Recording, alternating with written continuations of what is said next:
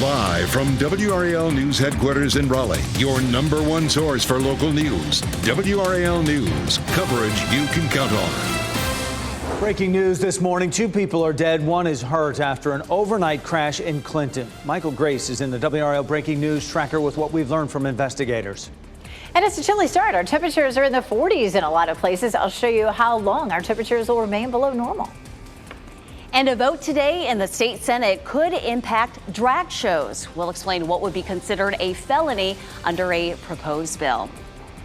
A lot to get to on this Monday morning as we kick off the new work week during a new month. Yes, it's May 1st. Welcome, everybody. I'm Renee Chu. And I'm Jeff Hogan. Yeah, some folks want to be calling May Day out there when they step outside. It's a little bit chilly, not May-like. Elizabeth Gardner is in the WRAL Severe Weather Center, but dry, and that's a beautiful thing here. It is. Gosh, we need to dry out after that weekend with the rain on Friday and again on Sunday. At least Saturday was a salvageable day, but it is soggy out there right now. Beautiful sunrise here at the airport here at RDU. You can see that gorgeous glow there on the horizon. It is 45 degrees though, so it's a little on the cool side. Currently our wind is out of the southwest, but it'll be shifting to northwest, and that's going to continue to keep our temperatures cool for the next several days. We'll see gusts this afternoon, 25 to 30 miles per hour out of the northwest, so that's going to feel a little chilly. We'll see steady winds at about 10 to 15. Right now it's 41 in Roxborough, cool there. We've seen almost all of our temperatures dip into the 40s. It is 51 in Clinton, but 48 in Rocky Mount and Wilson, 46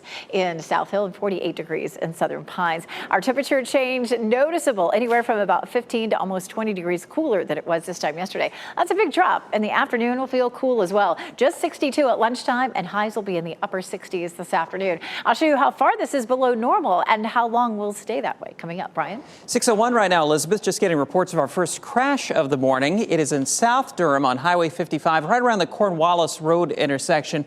Not seeing any big delays there, but we're getting reports this may be affecting traffic on the eastbound side or southbound side of 55, heading away from downtown Durham back toward I-40. Quiet around Wake County as we take a live look at Durham on the south side of town at I-40 at 751. Traffic's flowing pretty well in both directions. That eastbound side delay-free right now from 15501 out to 885.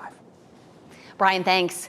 WRAL is following breaking news this morning out of Clinton, where at least 2 people are dead. Another is hurt following a crash.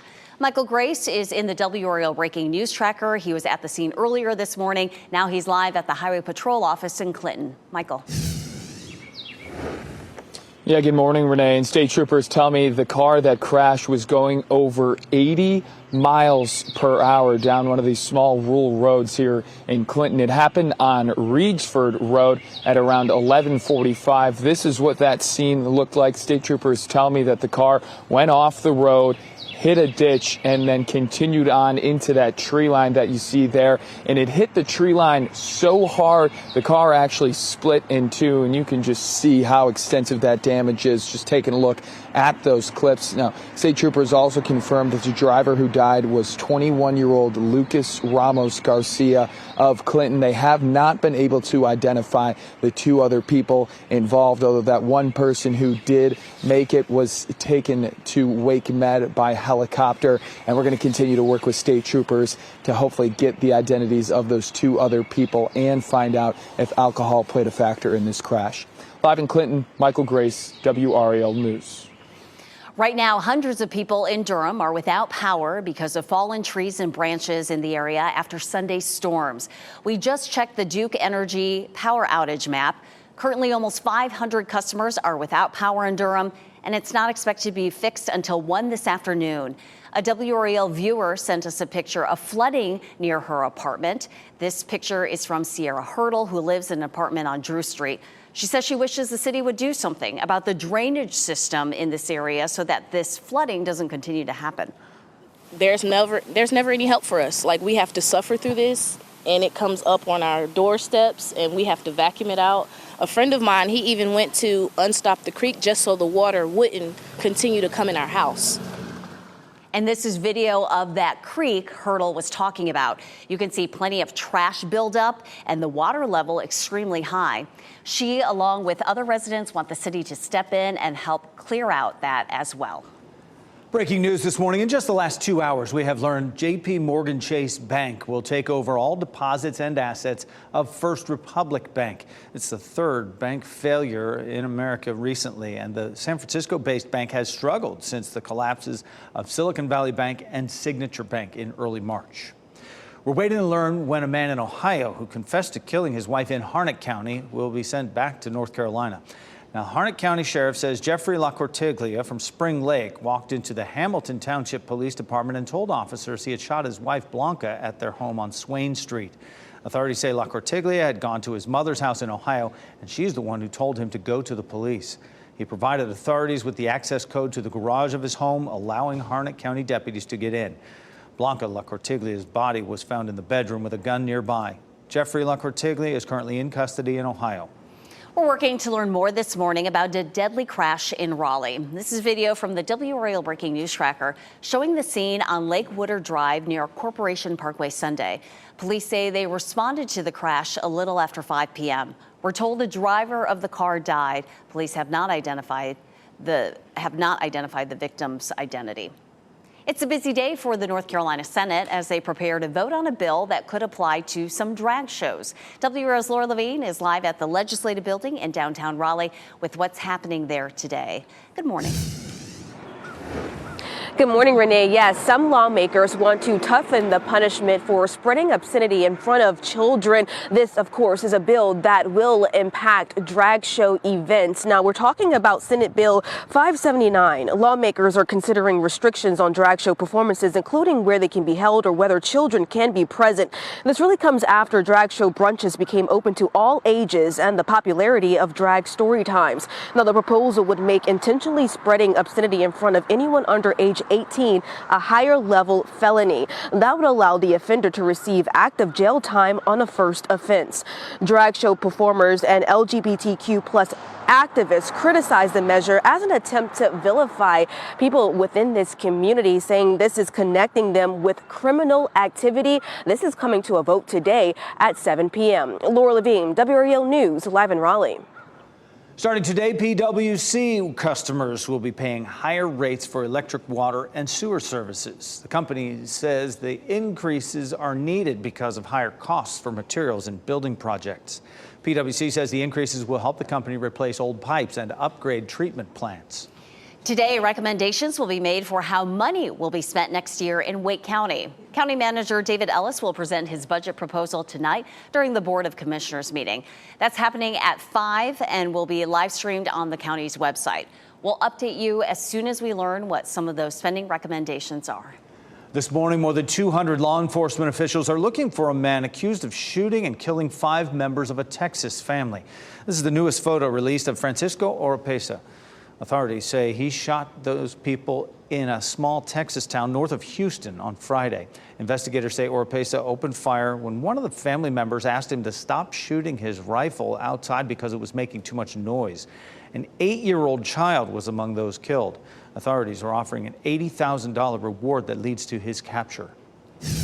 Just a few hours ago, we learned when the Carolina Hurricanes will be hitting the ice for the second round series in the playoffs. The NHL announced the team will play home games at PNC Arena Wednesday and Friday of this week. The Canes will take on the winner of the first round series between the New Jersey Devils and New York Rangers. Game 7 will be decided in that series tonight. Coming up, treating babies suffering from opioid withdrawal. The new method experts say will help newborns quicker. And we're just hours away from one of this year's top fashion events. Ken Smith will break down the buzz ahead of tonight's Met Gala. It's a chilly start out there this morning with temperatures in the 40s and highs remain in the 60s, at least for the first part of the week. I'll show you why we're turning cooler coming up. As you get into your car, tune to WRAL News Plus on your radio. In Raleigh on 99.3 FM. In Durham, 96.5 FM. And everywhere on 101.5 HD3.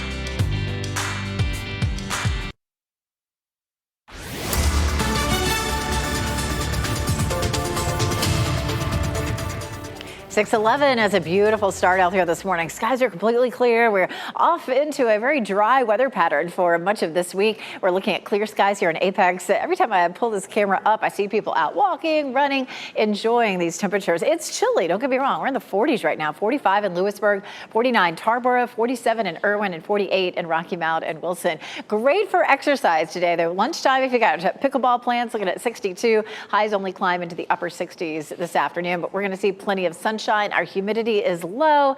It's going to be nice all the way into the end of the week. Temperatures begin to creep back into the 70s as we head into the weekend. And there's a very small chance of rain, but I promise it's a small chance. I'll show you when to expect that coming up. Brian? It is just about 6:12 now, Elizabeth, as we take a look at weather and traffic every 10 minutes. Some new information about this crash that we're following in South Durham on 55 right around Cornwallis Road. We're getting reports this is a pretty minor crash, and we're not seeing any delays on the sensors in that area. I'll watch that, let you know how it's developing. Around the rest of the triangle, we're looking good. No big delays showing up on I-40 around the airport as we take a look at that live camera at 40 at 540. Both directions of I-40 right now are looking good, Renee. Brian, thank you. We have more news to tell you about. We're learning more this morning about a shooting that left a man dead at a home in Clinton. The WRAL breaking news tracker was on the scene near Sampson Street. Clinton police tell us they responded to the shooting around midnight on Sunday. They found 30-year-old James Gamino and 27-year-old Sergio Gamino, both with gunshot wounds. The two are brothers. Officers say James died at the scene. Sergio was taken to the hospital for treatment. Investigators believe the brothers got into an argument with the third person who shot them. We do not have details about the shooter at this time. We have new details on when a prominent lawmaker could announce his 2024 presidential candidacy. South Carolina Senator Tim Scott has been hinting at joining this race. And less than 24 hours ago, he said he'd be making a decision in about 3 weeks on May 22nd. If he runs, he would be a GOP candidate, and the 57-year-old will be up against former President Donald Trump and several others for the nomination. Double check your pantry before you make breakfast this morning. There's an urgent recall you need to know about regarding a popular cooking product. General Mills says some of its gold medal flour is being pulled from store shelves because of salmonella risks. The warning is for the 2 and 5 pound bags of bleached all-purpose flour and the 5 and 10 pound bags of unbleached all-purpose flour, with the better if used by dates of March 27th and 28th of 2024 also included in that recall. New this morning, a recent study shows that a new method may be the answer to treating babies suffering from opioid withdrawal. Researchers published it in the New England Journal of Medicine. They found that the Eat, Sleep, Console, Care approach helps newborns quicker. Researchers say babies using this method left the hospital on average after 8 days, while babies treated with the standard approach are in the hospital for about 15 days. Funding for Durham public school projects could be moved to fund the North High School replacement project. Tonight, Durham County Commissioners will talk about whether to allocate $1.3 million for the project. The district says the project that loses money from the move will not go away, and there are other funds to take care of them. They'll talk about how to make them happen in the future at tonight's meeting. A state of emergency is in place in El Paso, Texas, ahead of a potential surge of migrants. The declaration took effect at 12:01 this morning. The mayor there says it'll last for 7 days, and then after that, he plans to seek emergency approval for 30 days more. This move comes as Title 42 nears an end in less than a month. It was put in place during the pandemic in 2020 to quickly expel migrants and, in some cases, suspend the rights to asylum seekers. El Paso's mayor says while many believe the expiration will bring open borders, he doesn't believe that's true. It's fashion's biggest night. Designers, fashion icons, and Hollywood A-listers will be dressed to the nines for the annual Met Gala. WRAL's Ken Smith is here now with more on this event, getting a lot of buzz on social media this morning. Ken. It truly is, Renee. New York City's Metropolitan Museum of Art is the place to be and the place to be seen if you have one of those coveted invitations. Now, let's be clear. This is an invite-only event, and it's all about fashion, fashion, fashion. All eyes eyes will be focused on the red carpet as fashion-forward celebrities step out in looks that can be eye-catching like this hat or jaw-dropping and sometimes a little out there, but that's the Met. It's all part of the allure, right? Now, a single ticket for this exclusive affair, $50,000. A table will run about $300,000, but again, it's a Met Gala. This year's theme is in honor of Karl, paying tribute to the late fashion icon Karl Lagerfeld. There was some pushback about this year's theme from the industry because of controversial and sometimes offensive comments Lagerfeld made when he was alive, particularly about people's weight. People thought some of his comments were racist and misogynistic, but there is no denying his influence on the fashion industry even after his death. Of course, the guest list is super secret. Some celebrities like actor Wendell Pierce already tweeting that he will be there. Now, this year's co-chairs include tennis great Roger Federer and superstar singer Dua Lipa. The ball is the main source of funding for the museum's Costume Institute. Renee, you never know what you're going to see on that red carpet. Oh, that's for sure. A lot of eye-dropping designs, not the most practical and not anything that normal people would wear. My favorite designer, Target, not being featured. It's not quite Met Gala standard, but nice to see some of the other couture anyway. I'm right there with you on Target. Yeah, thanks. Sure. Tarjay, so fancy. How about this view down in Beaufort? This is just beautiful here. Sunrise down by the coast. It is gorgeous. A little chilly, though, as we bring it back up here into the Triangle area and parts around. Another view here. Elizabeth Gardner with the WRAL Severe Weather Center. Better get the jacket today. It is chilly out there and breezy, too, so that's going to make it feel, you know, a little bit more uncomfortable. We take a live look at Goldsboro right here, and you can see the trees moving around in the breeze. It'll be gusting this afternoon, up to 30 miles an hour, and, of course, it's going to feel chilly. Apex looking beautiful, though. Fayetteville here in front of our newsroom. Chapel Hill, courtesy of Top of the Hill Restaurant. All looking good. Here's a look at our current pattern. We have a giant low-pressure system that's spinning here, and it's going to sit here for a few days. Typically, we see systems crossing the country from the west to the east. Sometimes they move faster, sometimes they move slower. This is going to be one of those slower times. Around this low, of course, we have winds that rotate counterclockwise. So this is rotating some chilly air in, but it's not dropping the precipitation down on us. That cold front has already slipped through, and the precipitation will stay to our north over the next several days. It will be breezy and, of course, on the cool side. We did have some severe weather yesterday. However, there was a tornado warning that was posted for Halifax County. There was no tornado damage. Fortunately, there were a couple of reports of tornado damage up around Virginia Beach. But most of our reports were clustered around Johnston County, Wilson County, and Wayne County. And you can see this one is just south of Wilson. That's where we had an outbuilding that was destroyed, multiple trees down along Frank Road near NC 581. Fortunately, no injuries anywhere, but we did have a lot of severe thunderstorm warnings yesterday afternoon in some of our eastern counties.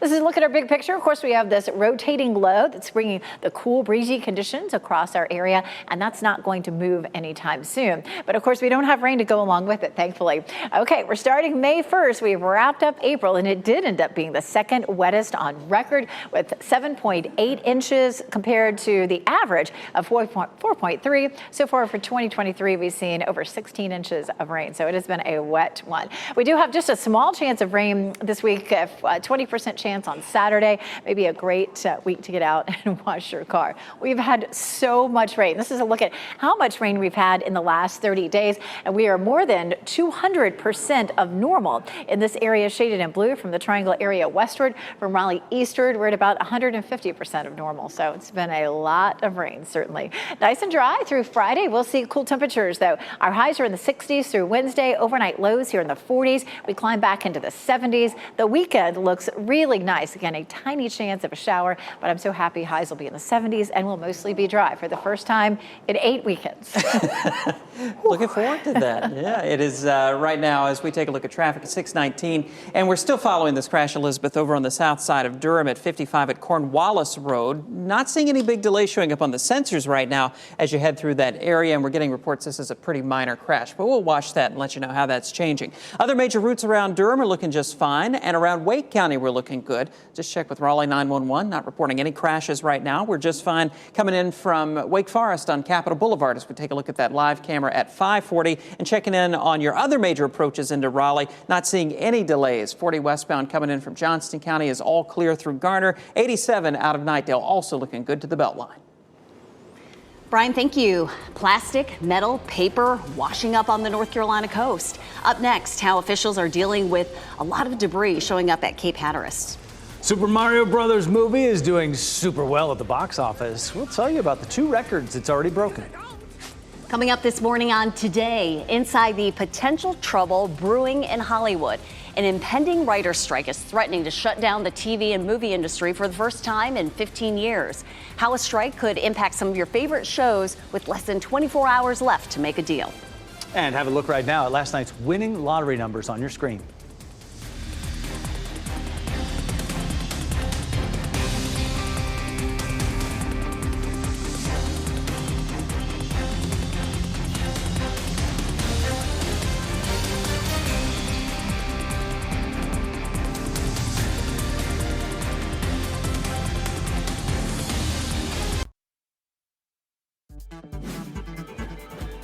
This What's Trending report, sponsored by Rug & Home. The Super Mario Brothers movie is hitting a super earnings mark. And Brian Schrader here now with What's Trending, Brian. That's right. It is having a nice run right now. The Hollywood Reporter says that the film is earning $1 billion in revenue worldwide after just 26 days in theaters. It is the 10th animated movie ever to accomplish that. And the domestic box office here is pretty strong, earning $40 million this weekend alone. It's in 70 markets internationally, and actually in the worldwide markets, North America is trailing in that total, right? So it's made more money. I mean, not that $1 billion, nothing to, shrug at, but it's made more in the international markets than it has in North America. I'm surprised. Interesting. People love it. Indeed. People also love Lucky Charms, and they're finally giving people what they want. Just the marshmallows, not the cereal part, just the candy part. You'll be able to get a pack of the magical marshmallows at retailers across the country, but these are on sale for a limited time only, so you need to run out there and get you some before it's gone. Yeah, the rest of the cereal is just, stuff to fill up the box, right? You want the marshmallows, the good stuff. $5 each. They'll be sold through early May, so get yourself some if you love the marshmallows. They're the best part, right? Floating and yummy. You get that and the can of the Wendy's chili we talked about last week. You're in for $10 already. There you go. A dream meal right there. Brian, thanks. The U.S. Navy is working to figure out how a bunch of debris ended up on the North Carolina coast. The Cape Hatteras National Seashore says people have found plastic, metal, paper, and textile fabric debris along the coast from Nags Head to Rodanthe to Salvo. Officials say the debris may have come from a Navy vessel near the northeastern coast of our state. Workers have been busy removing the debris for the last few days, and this will continue through the coming days. 2 people are dead. Another is seriously injured after a horrific car accident in Clinton.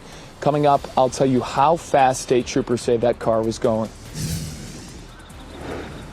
Some lawmakers want to restrict transgender students from participating in high school sports. Just ahead, a look at the next steps happening today in a bill that could reshape sports in the state.